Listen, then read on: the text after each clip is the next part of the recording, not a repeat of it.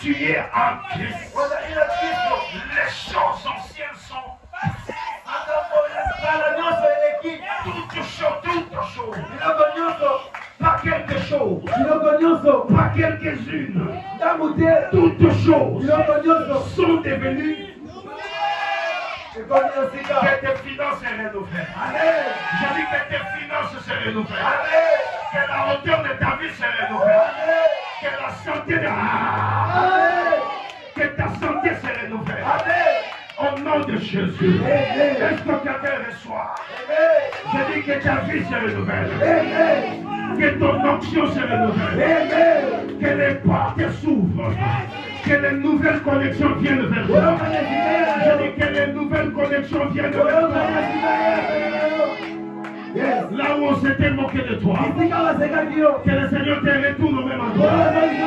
Mais cette fois-ci, ce n'est pas pour la moquer, c'est pour ton élévation. Là où tu as dormi à Paris, là où tu as manqué l'argent, là où tu n'avais rien, là où on te combattait, que l'Éternel, le Dieu de Shekinah, te ramène au même endroit pour que le Seigneur te Amen. Fais avec moi ça, fais avec moi ça. Le Seigneur t'augmente. Le Seigneur t'augmente. Mais toi, je te dis deux choses. Vous savez, souvent les francophones, souvent manquent un mot. Il y a un mot en français qu'on n'applique pas aux hommes, mais j'aime ça en anglais.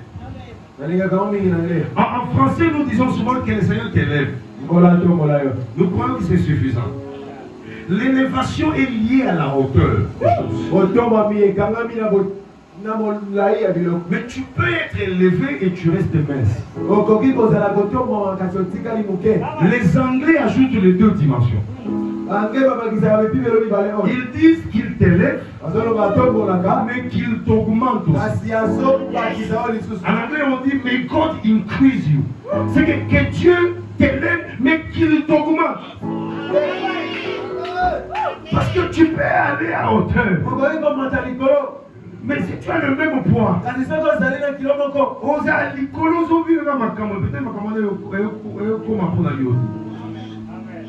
mais si on bâtisse mon poids, papa, on bâtisse mon poids à Mongo, on bâtisse mon poids à Bossu, on bâtisse mon poids à Makamu, on bâtisse mon poids à ma connexion. C'est que il y a un moment où il va écouter Samuel. Est-ce que moi, je vais dire ça pour la haut? Il était, moi, papa, le jour s'y réfère à toi dans une ancienne révélation. Les gens se réfèrent à toi dans un passé malheureux. Mais ils ne savent pas. Entre les temps où ils ne t'ont plus vu et maintenant qu'ils viennent te revoir, dans ce laps de temps-là, l'Éternel a opéré une chose. L'Esprit de l'Éternel a saisi. L'Esprit de l'Éternel a saisi quelqu'un. Il t'a mortifié. Il t'a maquillé. Il t'a augmenté. Dis avec moi augmenté. Que le Seigneur augmente Shekinah. Que le Seigneur nous augmente. Toujours augmenté.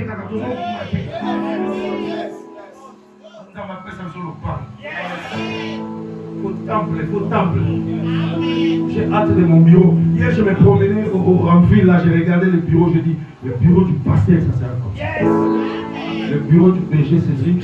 Alors, tu as moi qui dis, moi, mon qui est le pasteur.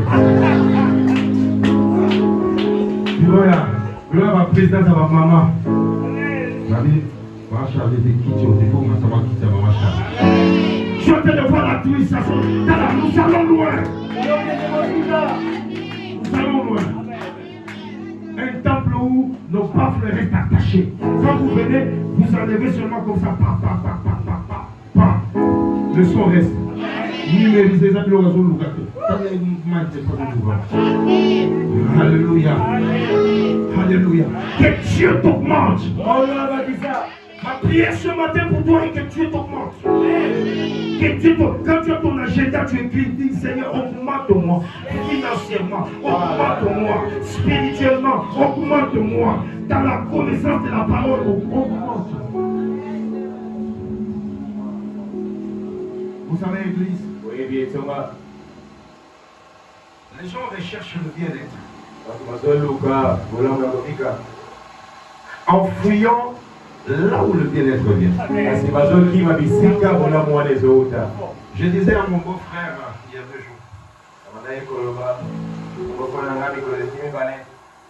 je lui ai dit, toi et ta femme, vous êtes loin de comprendre la dynamique de Dieu. Vous venez à l'église, quand il vous a donné un peu d'argent, vous êtes à l'église. Quand vous manquez, vous dites non, pour un piata, il y a un nettoyé l'église. Non.